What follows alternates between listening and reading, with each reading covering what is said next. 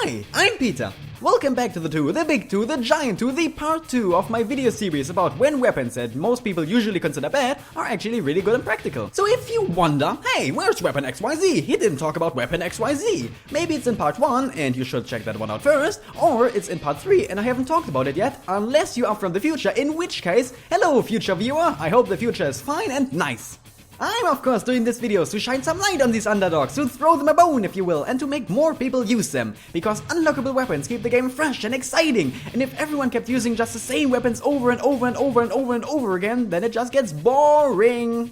At least more boring than with unlockable weapons. In my last video I talked about the scout, the soldier and the pyro, so now it's time for the demoman, the heavy and the engineer. Before I start though, here's some weapons that I did mention in the first part, just really quickly. The Rap Assassin for the Scout. The bleeding is really good with milk because you get your health back, and the milk and assassin recharge at the same rate. But why not just use a cleaver, you ask? Well, because a cleaver doesn't give you a health back.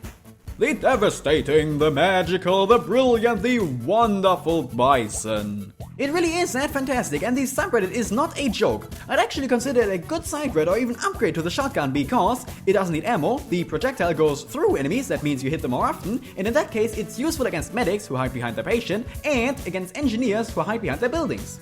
Now you see, the laser can't be reflected, unlike rockets, so it's very good against pyros, and also if the pyro is too far away for the shotgun. What else? Oh yes, it lights arrows on fire, it's easier to kill snipers who stand still with it, and it's just brilliant in tight corridors. Bison, you win. Déjà vu, the scorch shot. It can destroy stickies, that means it's great for engineer buddies. The back scratcher. The only reason the back scratcher is on this list is because of Kona. You get insane amounts of health back with it, and it's perfect for roaming pyros who don't need a medic. Medics, like myself, will just love you for using that thing because it's just awesome for übercharge building. The damage bonus is also really good, for example medics die in 2 instead of 3 hits. I'd actually consider the back scratcher a very good side grade. The Man Melter. Again, just because of Kona.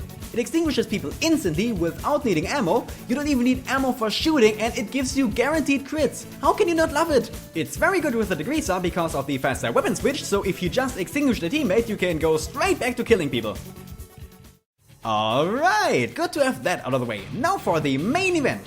I'm going to do it a little bit differently this time though. I'm going to make little lists, starting with the most useful weapon and ending with the most situational weapon. Here we go. The Dimmardo. Number 1, the Iron Bomber. It's really simple but a good side grade, and it's always viable. It's somehow easier to directly hit enemies with this, and it's better for grenade jumping than the grenade launcher, so you don't need stickies for jumping. Also, if you're running away from people, you just shoot them grenades on the ground, and your pursuer will wait for them to explode instead of following you, and that means you can escape easier.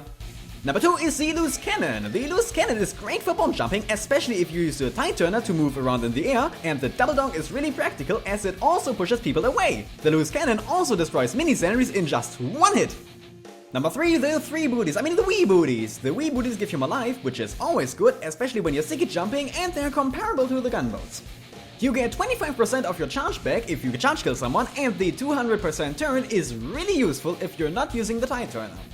The Wee Booties are more of a downlight weapon, or if you don't use a grenade launcher all that often. And number 4 is the Splendid Screen. The Splendid Screen is splendid for Demonites because the charge impact either kills enemies instantly, or it throws them in the air to get easily killed by your sword, which is something that the Charge and Touch and the Tide Turner can't. And number 5, the Clayhammer. The 0.5 seconds for charge are really useful, especially if your enemy doesn't expect them, which happens sometimes. And the minus 15 health are acceptable if you have the Wee Booties equipped. I'd say that the Clayhammer is most useful if you use it as a Demonite. And now comes heavy weapons guy. Weapon number 1, the Long Heater. The flames of the heater do more damage to enemies who get too clingy with you, especially scouts, and it's good for defense of the cart or your engineer's dispenser because you get your ammo and health back. But doesn't it consume a lot of ammo? Yeah, that's correct, but you get your ammo back from dead enemies anyway, so it's acceptable. Number 2 is the Family Business. Oh yes, it's a side grade because you get more bullets, but your bullets do less damage, so it balances itself out. The Family Business works wonderful with the Killing Gloves of Boxing, which surprises no one. Number 3, the Steak, which, most importantly, like the sandwich, heals your teammates. The Steak makes the heavy go faster, which is always important, and you won't need the Gloves of Running urgently for that anymore, and can instead equip the Killing Gloves of Boxing, which work great with the Steak. Weapon number 4 is the Tomislav, which has no spin-up sound, which means that, oh surprise, you just got healed by it because you didn't hear it. A very good idea is to eat the steak, get quickly behind the enemy lines, and then jump out with the Tomislav to surprise them. Weapon number 5, Natasha. It works well in MVM to slow down bots, and it's apparently really good with the guillotine, as you can see in this video here. It is a weapon of support to slow down enemies with and for your team to finish them off later. It does do less damage, but if you slow down an enemy enough, you hit them more often, and that means that the less damage is acceptable. Number 6, the Holocaust bar. Who doesn't like chocolate? Extra life is always useful, it still recharges your health, and it's infinite. Number 7, the warrior spirit. It packs a very powerful punch, and that means it's really nice with steak and with a pocket medic as well. Weapon number 8 is the brass beast. It's great if you're always standing on the cart, and if you stand next to the dispenser, it works sort of like a second sentry and you get your money back. I mean your ammo back, like you can with the heater. Though it's only mostly useful in MVM, but not in real matches. And the least useful weapon for the heavy is the eviction notice. This weapon is a straight downgrade, because the fists do more damage, and with them you can kill enemies in 2 instead of 5 hits. I'm sorry, eviction notice, I let you down. And now it's time for the engineer partner. Number 1 is the Eureka effect, oh yes! It's wonderful for sneaking up behind enemies like a sneaky ninja spy, it's very practical with the rescue ranger so you always have your buildings with you after you sneak up behind enemies, and it's great for attacking and for quickly escaping. You teleport faster, you don't leave particles behind, and you don't even have to use your entrance so your teammates are free to take it. You have to change your habits a bit. The first thing you build shouldn't be a dispenser or a sentry, but rather a teleporter exit. Yet, I have to admit that the Eureka effect would be a lot better if you could build faster with it. Number 2, the short circuit. Is it bad? Yeah, no. It is great for pushing forward and being a shield to your team, but most useful when defending your sentry nest from rockets of course, but also the CP or the cart. In MVM it can be a nice substitute, especially against black box soldiers, because I hate those things. And the spot for the least useful engineer weapon goes to the Jack! I know this is a huge surprise to some people, but hear me out.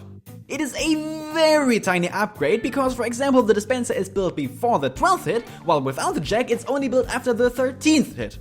Except for the sentry though, which builds slower, but watch the video by Heavy is GPS about that one. The link for that is in the description. It's really only useful if you never use your wrench to kill people, but for that you can watch Uncle Dane's video, and the description is also in the link. I mean, the link is also in the description. Fun fact though, in German it's called the Jaguar, and I think that's pretty cool. And there you have it. My conclusion, a lot of these weapons are situational, but that's not necessarily a bad thing. The rocket jumper, for example, is also very situational, but you can have a lot of fun with it. Sometimes I feel like we should just start to get accustomed to the negative aspects of these weapons, instead of demanding them to be changed. I hope I could convince some people to use these weapons more often from now on and have fun with them. Because as I always say, TF2 is a gorgeously silly and goofy game and you're supposed to have fun in it. And that fun can come from messing around with unlockable weapons. Thank you for watching! If you enjoyed the music that was in the background of this video, you will just love the game that it comes from, which is Super Monday Night Combat. It's as if Dota and TF2 had a baby, and it is a gorgeous baby, but it also needs players, so please play the game!